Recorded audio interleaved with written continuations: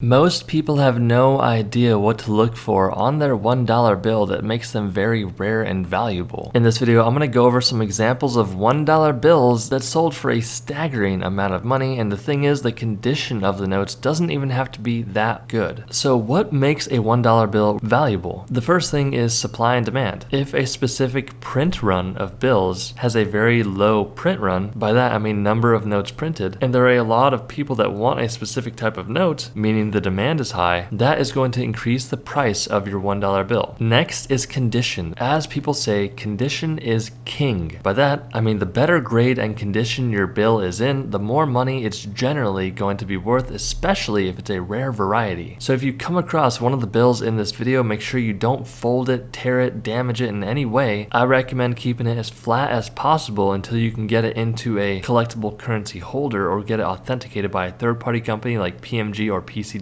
Let's show you a good example of a bill that has a low number printed but a high demand. So this is a serial number 1 bill. There are not many of these out there simply because whenever anyone sees them, they make sure to hold on to it and don't sell it. This is rare, this is unique. Just by looking at it, you can tell that this is not ordinary. Here is a fun fact. At the start of the serial number, you see a letter D. On the left side of the bill, you also see a large letter D that is considered to be the district seal. If you look closely, you can see this bill was for the Ohio district. So every bill from the Ohio district will start with a letter D. Also, you can see the number 4 around the bill. That is because the letter D is the 4th letter in the alphabet. Lastly, at the end of the serial number, you see a letter Q. At the start of the print run, the first bill printed for these Ohio notes would be D, serial number 1 with an A at the back. So these will print all the way from serial number 1 all the way up until solid number 9 with an A at the back, and then when it hits the max number, that A will turn into a B and it will start over with a serial number 1 with the suffix, meaning the last letter of a B. Again, depending on how many notes were printed will depend on how many serial number 1s there were for the 1995 $1 bills from Ohio. I digress. If this bill was in better condition, it would have sold for a lot more money than $2,875, just like this one sold for. So this bill sold for $4,200, and when looking at the bill, you may be telling yourself, oh, money prices. I know why this bill sold for so much money. It's a star note.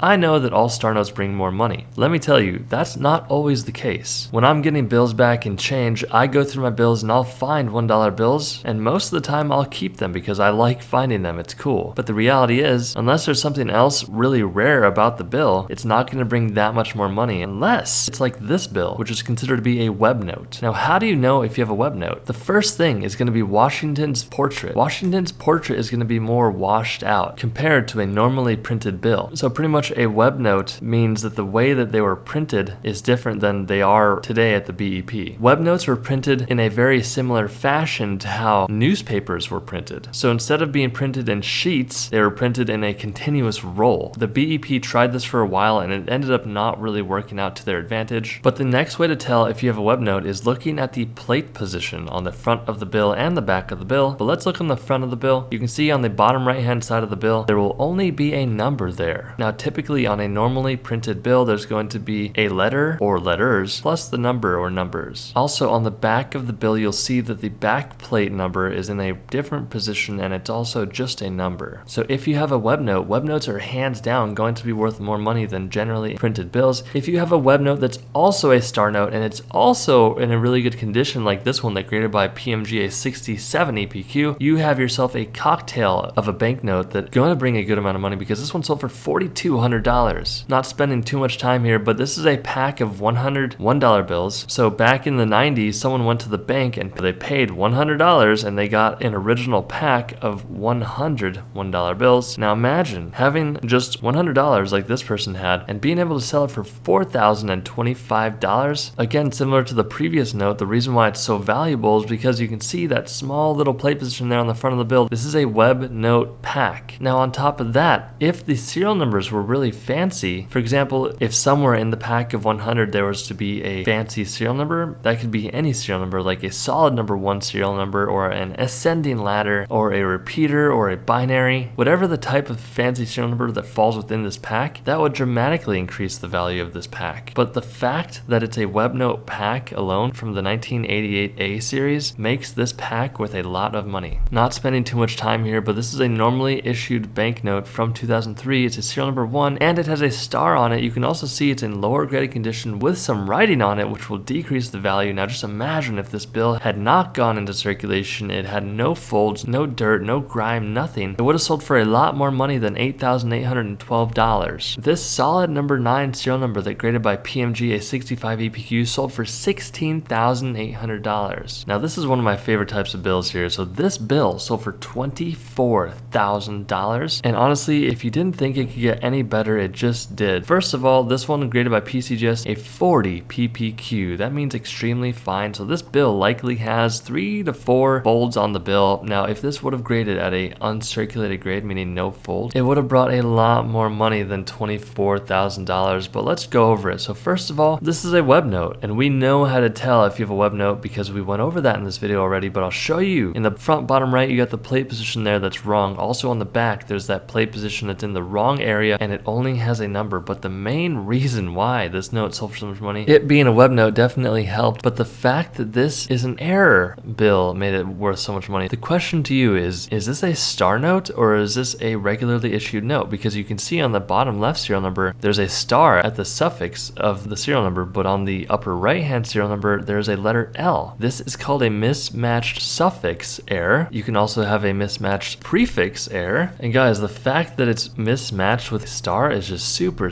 cool. An extremely rare error. So if you have a $1 bill and the serial numbers are mismatched in any way, that's going to be worth good money because again, this bill sold for $24,000. Hit that subscribe button, it really does help out with the YouTube algorithm. Stay tuned for more and I'll see you in the next video.